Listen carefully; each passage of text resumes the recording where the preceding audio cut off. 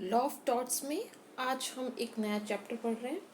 शरीर के प्रति अतिचार, ट्रेसपास टू बॉडी।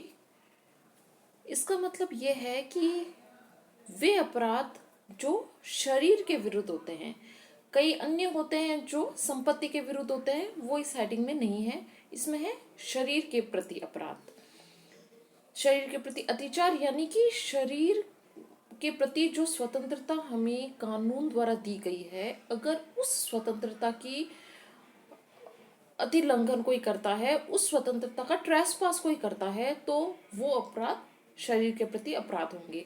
तो इसमें हम मेनली 3 हेडिंग्स देखेंगे: हमला, असॉल्ट, प्रहार और मिथ्या कारावास। तो चलिए हम हमला को स्टार्ट करते हैं। बहुत ही सामान्य शब्दों में हम कह सकते हैं कि हमला एक ऐसा एक्ट है जिसमें एक व्यक्ति को रीजनेबल आशंका उत्पन्न हो जाती है अपने मन में कि दूसरा व्यक्ति उस पर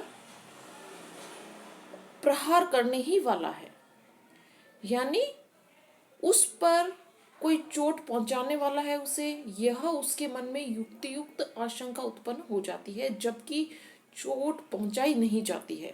ये हमला वह स्टेप है चोट पहुंचाने से पहले का स्टेप। ठीक है, चोट पहुंचा दी जाती है उसे हम प्रहार में लेंगे, जो हम बाद वाली हेडिंग में करेंगे। ये प्रहार से पहले वाली हेडिंग है जिसमें चोट पहुंचाई नहीं जाती है, सिर्फ वादी के मन में ये युक्तियुक्त आशंका उत्पन्न हो जाती है कि प्रतिवादी उस पर प्रहार करने वाला है या उस पर चोट पहुंचाने ही वाला है। तो इसकी डेफिनेशन में हम देखते हैं, डॉक्टर विनफील्ड ने इसकी डेफिनेशन दी है कि प्रतिवादी का वह कार्य हमला कहा जा सकता है जो वादी के मन में ऐसी युक्तियुक्त आशंका उत्पन्न कर दे कि प्रतिवादी उस पर प्रहार कर देगा। Assault is an act of the defendant which causes to the plaintiff reasonable apprehension of the infliction of a battery upon him by defendant। ये डॉक्टर विनफील्ड ने कहा है।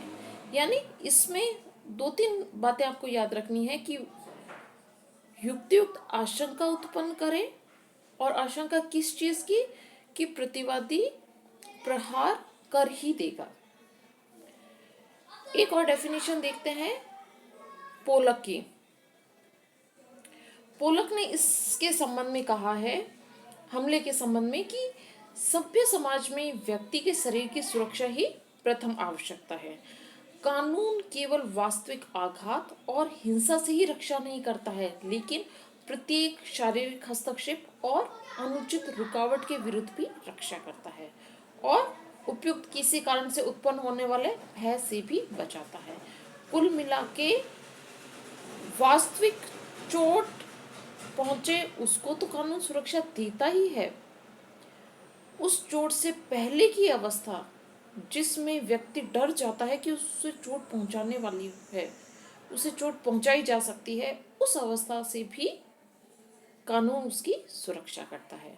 तो एक तरह से हम सार रूप में कह सकते हैं कि हमला क्या है। हमले का अर्थ है कि किसी व्यक्ति के शरीर पर गैर कानूनी ढंग से हाथ उठाना या किसी को साशय विद इंटेंशन शारीरिक चोट पहुंचाने के लिए प्रयत्न करना। एक बार मैं फिर इसको बताती हूँ कि हमला किसी व्यक्ति के शरीर पर गैर कानूनी ढंग से हाथ उठाना या किसी को आशय यानी विद इंटेंशन शारीरिक चोट पहुंचाने के लिए प्रयत्न करना। इसमें स्टूडेंट्स एक चीज ध्यान रखिए, यह जो एक्ट है उसमें फिजिकल टच होना, वास्तविक संपर्क होना जरूरी नहीं है। और एक और चीज ये है कि सिर्फ धमकी देना भी हमला नहीं है। और इसमें एक चीज ये भी आती है कि क्या शब्द जो होते हैं, शब्द बोले जाते हैं, उसको हमले में माना जाता है कि मात्र शब्द बोलने को हमला नहीं कह सकते हैं, लेकिन उसको तब हमला कह सकते हैं जब शब्द ऐसे हों और शब्दों के साथ उसका गेस्चर यानी शारीरिक उसकी क्रियाएं ऐसी हो कि वादी के मन में युक्तियुक्त आशंका उत्पन्न हो जाए कि उस पर हमला होने वाला, प्रहार होने वाला है, तो उसे हमला कहेंगे। और सिर्फ धमकी के संबंध में भी हम कहेंगे कि धमकी तभी हमला होगी जब उसको प्रभावी बनाने के लिए उसके पास पर्याप्त साधन है। ठीक है, तो हम कहेंगे कि वो धमकी भी हमला है। जैसे कोई एक ए प्लेंटिफ है, वो बी वादी को सिर्फ धमकी देता है कि अगर मेरे पास अभी बंदूक होती तो मैं तुम्हें गोली से उड़ा देता, तो ये हमला नहीं है।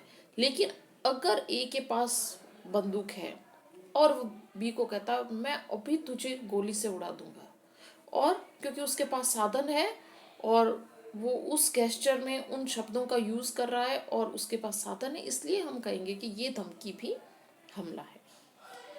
ठीक है, इसके लिए एक और चीज़ ज़रूरी है कि तत्काल प्रहार की आवश्यकता होनी चाहिए। ऐसे नहीं कि फ़ोन पे कोई कह रहा है या कोई लेटर लिख के धमकी दे रहा है, उसको हम हमला नहीं कहेंगे।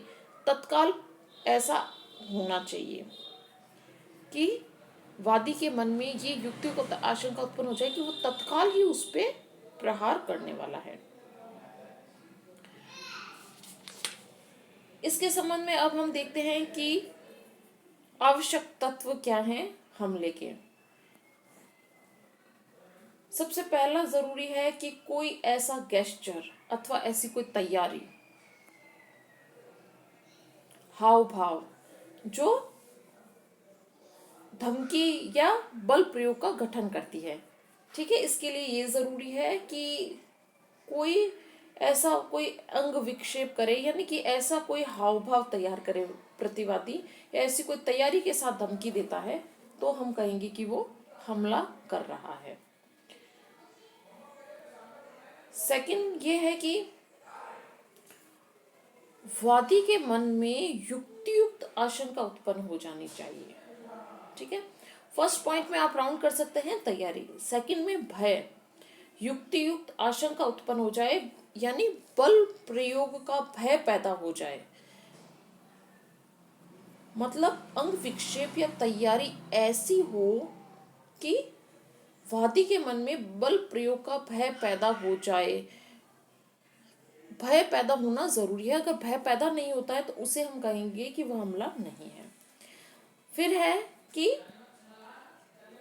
बल प्रयोग का आशय होना चाहिए, इंटेंशन होना चाहिए, ये इंटेंशन भी तत्काल होना चाहिए। ठीक है, आशय होना चाहिए का क्या मतलब है, यानी कोई ऐसा अंग विक्षेप या तैयारी अगर ऐसा वो नहीं कर रहा है जिससे कि उसका आशय नहीं झलकता है, तो हम कहेंगे कि वह हमला नहीं कर रहा है।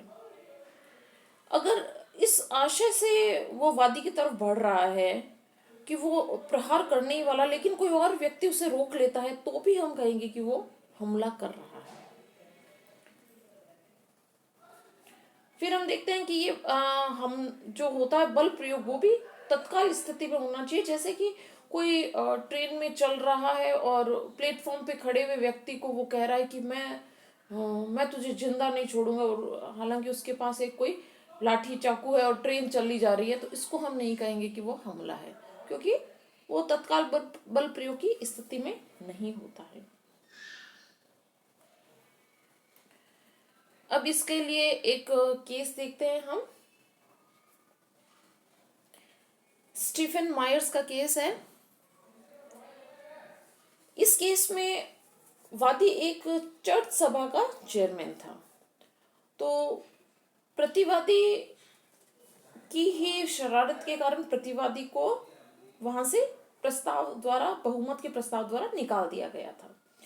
तो वादी को बहुत गुस्सा आया और वह उस कमरे से जब उसको निकाल दिया गया था, तो वह चेयरमैन को कुर्सी से खींचकर पटक देगा, ये उसने कहा, और तुरंत ही चेयरमैन की ओर मुक्का तानकर बढ़ गया। ठीक है, ध्यान दीजिए, उसने तुरंत उसका अंग विक्षेप यानी गेस्चर ऐसा था, वो मुक्का तानकर बढ़ गया और कि चेयरमैन को मैं कुर्सी से पटक दूंगा, ऐसा उसने कहा। और लेकिन चेयरमैन की जो बगल में बैठे चर्च वार्डन थे, उन्होंने उसे रोक दिया। तो न्यायालय में जब वाद दायर किया गया तो न्यायालय में निर्णय दिया गया कि प्रतिवादी ने वाकई में हमला किया, क्योंकि अगर उसे नहीं रोका जाता तो वाकई में वह बल प्रयोग कर देता। और उस समय वादी के मन में युक्तियुक्त आशंका उत्पन्न हो गई कि उस पर प्रहार किया जा रहा है, और प्रतिवादी तत्काल बल प्रयोग करने का आशय भी रखता था और उस स्थिति में भी था। एक और चीज इंपॉर्टेंट है कि इसमें कार्रवाई किस तरह से होगी। इस कार्रवाई के लिए सिविल कार्रवाई भी हो सकती है और आपराधिक कार्रवाई भी हो सकती है। यदि क्रिमिनल कोर्ट द्वारा क्षतिकर्ता को जुर्माने द्वारा दंडित किया जा चुका है तो भी वह नुकसानी के लिए सिविल कार्रवाई कर सकता है। अब नेक्स्ट वीडियो में हम प्रहार को देखेंगे। Thank you so much.